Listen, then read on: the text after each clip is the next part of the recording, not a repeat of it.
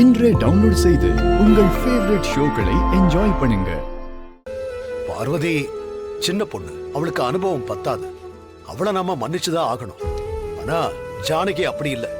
அதோட நான் ஒன்னும் அவ கூட சண்டை போடலையே, கொஞ்சம் விலகி இருக்கேன். அதை புரிஞ்சுக்கங்கன்னு சொல்றேன், அவ்வளவுதான். நீ இப்படி சாப்பிடாம போனா அவளால எப்படிப்பா தாங்கிக்க முடியும்? நான் மனசு கஷ்டப்பட்டா மட்டும் தாங்கிக்க முடியுமா? பெரியப்பா, உங்ககிட்ட சொல்லாம நாட்டியம் ஆடினதை கொத்தோன்னு நினைக்கிறீங்களா, இல்ல நாட்டியம் ஆடினதையே கொத்தோன்னு நினைக்கிறீங்களா? மாயா, என்னையே ஆழம் பாக்குறியா நீ? அவ்வளவு பெரிய மனுஷியாயிட்டியா என்ன?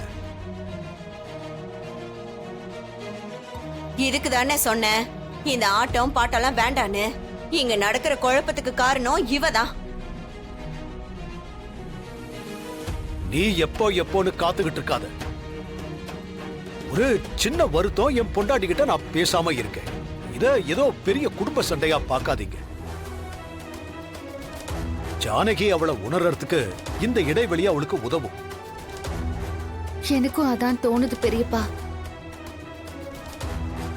இடைவெளி பெரியம்மாவுக்கு மட்டும் இல்ல, காலத்தோட பதில் என்னன்னு உணர்ந்துக்க இந்த இடைவெளி எல்லாருக்குமே தேவைப்படும். அதாவது எனக்குமே தேவைப்படும்னு சொல்ல வர, அதானே? பெரியப்பா, நான் இப்பவும் சொல்றேன், பெரியம்மா அவ்வளவு பெரிய தப்பு பண்ணலன்னு தான் எனக்கு தோணுது. மாயா, பாத்தீங்களானே எப்படி பேசுறான்னு? படிச்சவ இல்லையா, அப்படிதான் பேசுவா. பேசட்டும். ஆனா நான் உனக்கு ஒண்ணு சொல்லிக்கிறேன். சில கட்டுப்பாடுகள் தான் கூட்டு குடும்பத்தை கட்டி காக்கும். எனக்கு அதுதான் முக்கியம், அது மட்டும்தான் முக்கியம்.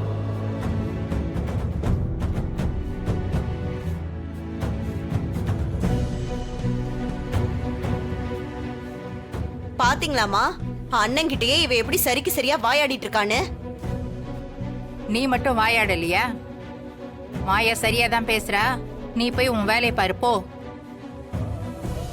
ஜானகி, 2 நாளைக்கு இப்படிதாமா இருக்கும். உன் புருஷன் சாப்பிடலன்னு நீயும் பட்னி கிடக்காத. நீ போய் சாப்பிடு. உன் பொண்ணு புள்ள தச்சியா இருக்கா. அப்பா அம்மா சாப்பிடலன்னு அவளும் சாப்பிட மாட்டேன்னு இருக்க போறா. போ போ, முதல்ல அவளை சாப்பிட வை.